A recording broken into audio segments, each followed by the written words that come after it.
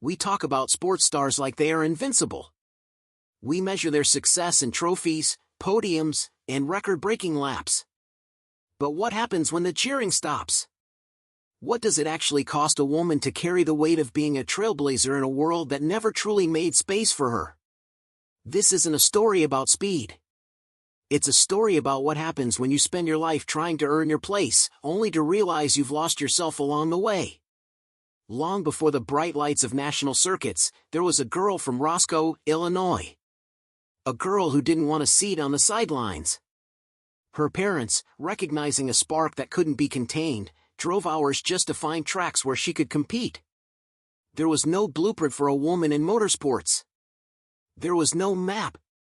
There was only the quiet, crushing pressure of knowing that if you want to be taken seriously, being good isn't enough. You have to be extraordinary. Every single day. By her late 20s, she was everywhere. A brand, a face on magazine covers, a household name. But beneath the endorsements and the fame, the narrative in the paddock remained the same. She's just a gimmick, she's too hyped, she doesn't belong. Imagine driving at 200 miles per hour with that noise ringing in your ears every single lap. She wasn't just racing against other drivers, she was racing against a culture that refused to validate her skill. When she retired in 2018, the world breathed a sigh of relief, assuming her happily ever after was next.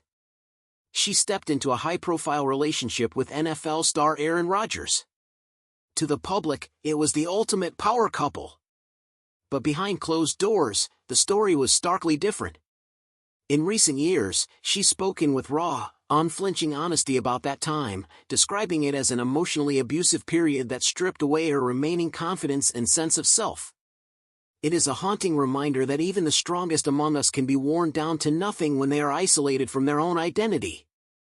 Trying to reclaim her space, she moved to the broadcast booth with Sky Sports F1. She returned to the sport she loved, hoping for a new identity. The result?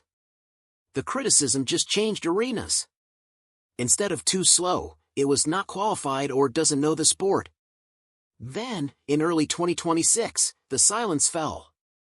She was dropped from the lineup, no fanfare, no goodbye. Just gone.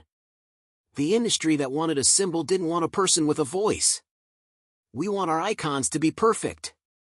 We want them to be symbols of strength.